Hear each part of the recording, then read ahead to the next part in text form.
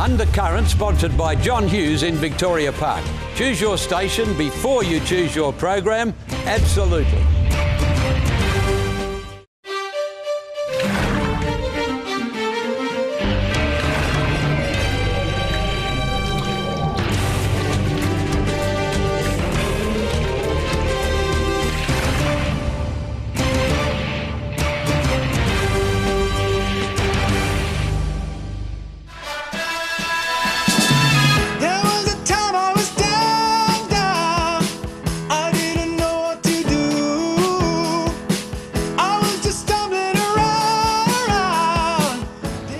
Hello and welcome to another week of Undercurrent. I'm Christy Molliker and thank you ever so much for your company. Well, first up tonight, Morgan Peterson looked into the celebrations for this year's UN International Women's Day and to find out who this year's Hall of Fame inductees were. We are here at Government House today for the International Women's Day Hall of Fame induction ceremony as part of UN Women Australia.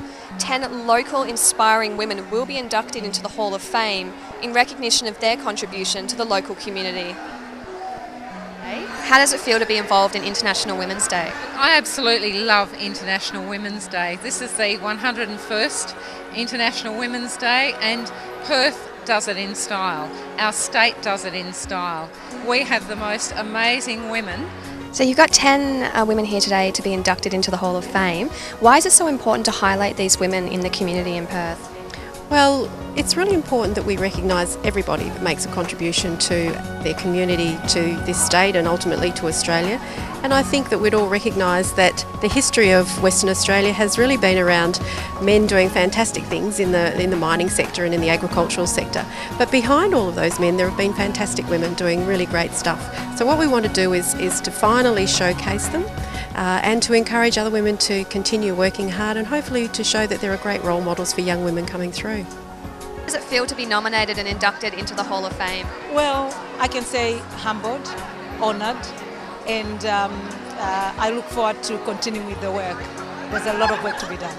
As the Minister for Child Protection, I was just with Kerry Newick, one of the inductees, and she has had 52 foster children and she loves them. I always say she's got a heart as big as Farlat. How important do you think it is that women are recognised in their communities for the roles that they play? We take up more than 50% of the population, don't we? So I think we do have to have a voice and we do need to be heard and continue the good work. So. And do you have any foster children in your care currently? Yes, got 7 at home at the moment. How far is the gap still between men and women? As of yesterday, I knew the statistics were about 17% across Australia, the gap between men and women in terms of pay. Western Australia is the highest state in the country at about 24%, but I heard a report on the radio this morning to say it's increased even more. So there's still a long way to go. It sounds like we're going backwards in that area. When there's still the pay disparity, when there is still a disparity in terms of the levels to which women are promoted, the number of women on boards, while it's getting better, we've still got a long way to go. On state government boards, for the first time in history, we had 37% of women. Now, that is a direct result of saying that we need more women on boards, and if there isn't enough women, I make a point of saying so. So women can have a direct influence. It's very important because women are agents of change and they can't do that if they're not given that opportunity. And this is actually recognition, gives them the opportunity to be able to remove barriers to achieve gender equality. So it's very important. If women are good enough, they will become equal or they'll be better than men. I think that everyone has to be judged on what they do. I think that's the thing. You will, if you are good enough, you will be there. So we have come a long way. We've still got a long way to go. And it's fantastic seeing those steps and that progress all the time. Because International Women's Day really does do two things. It celebrates the fabulous achievements of women in the world in terms of gender equality and what we've done over many, many years to improve the conditions for women. But the other thing about International Women's Day is that it creates a spotlight still on all of the work that still needs to be done to improve equality for women. So we're using today for both of those purposes. Well, we've just seen 10 inspiring women inducted into the United Nations International Women's Day Hall of Fame ceremony. And it's a wonderful reminder that there are women in our community working to make such a difference. I'm Morgan Pedersen reporting for Undercurrent.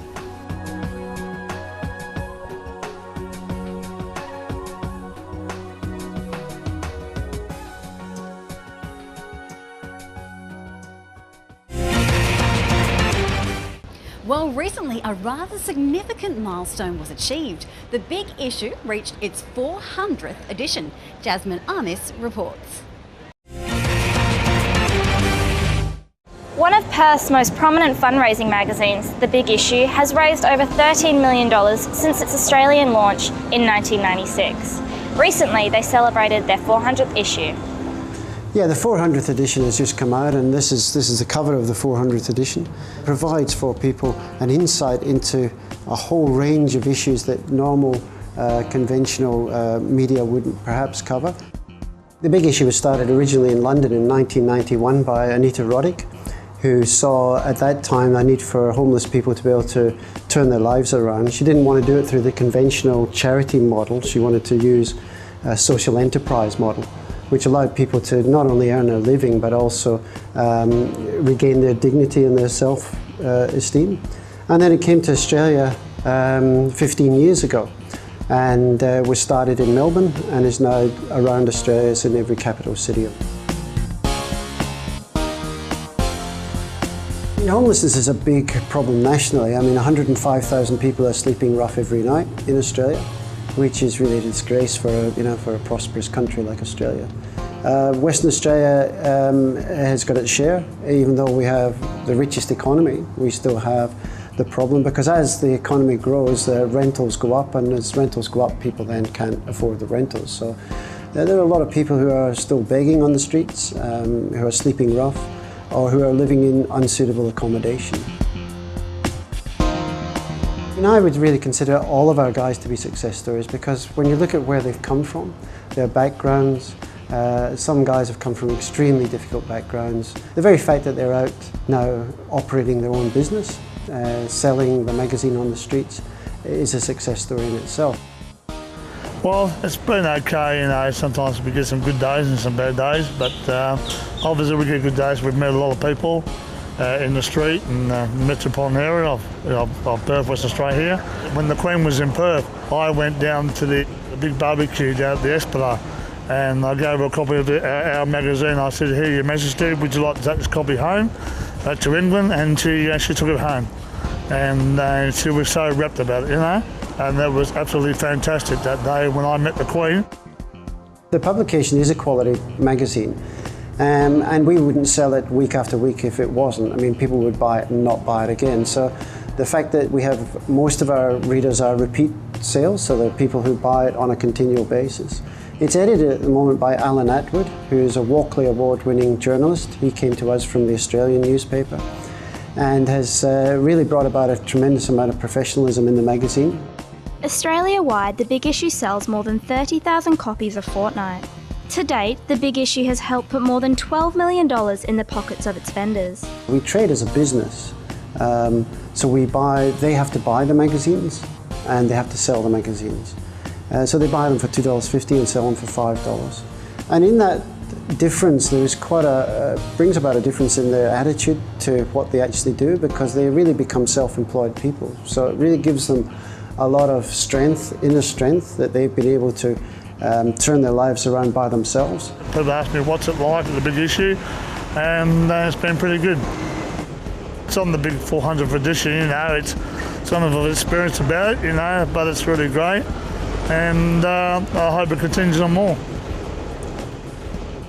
If anyone sees somebody in a bright red hat and a yellow vest holding up a magazine, please support the magazine, because it is a great cause and it's a great read. This has been Jasmine Amos reporting for Undercurrent.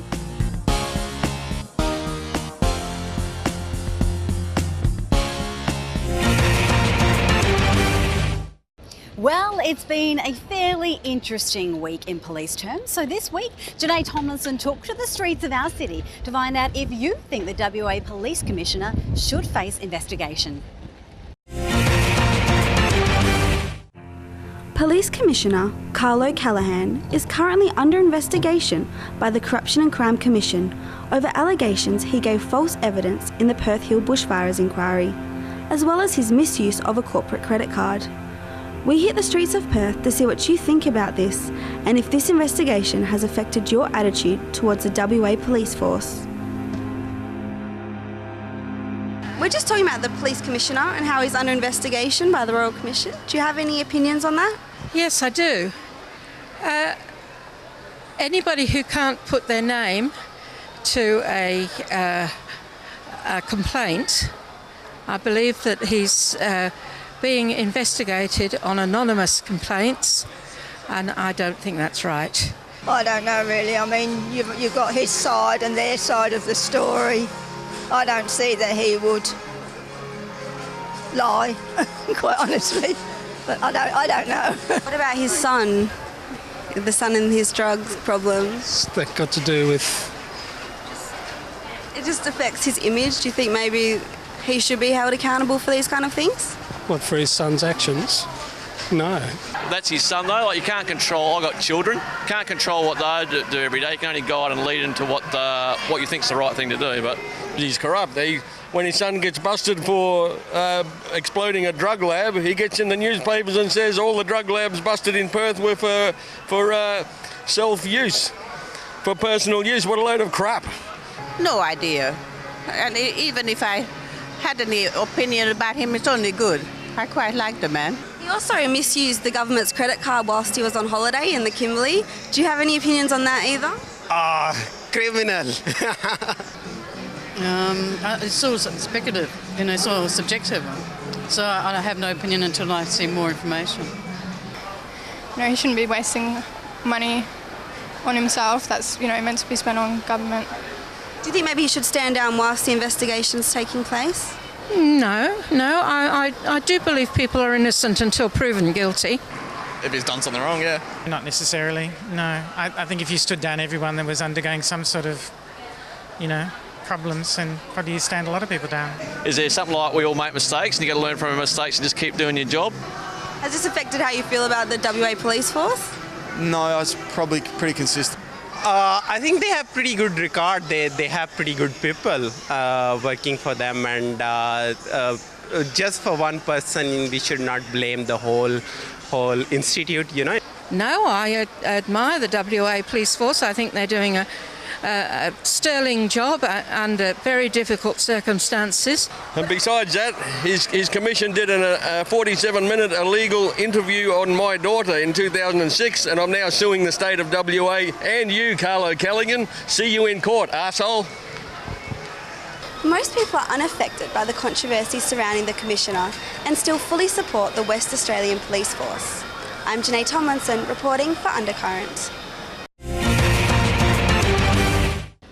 And don't forget, if you would like to have your say on Undercurrent and, of course, all those pressing issues here in Perth, you can find us on Tuesdays around about lunchtime here in the city. I'm Christy Mollica. More Undercurrent after the break. Undercurrent, sponsored by John Hughes in Victoria Park. Choose your station before you choose your program. Absolutely.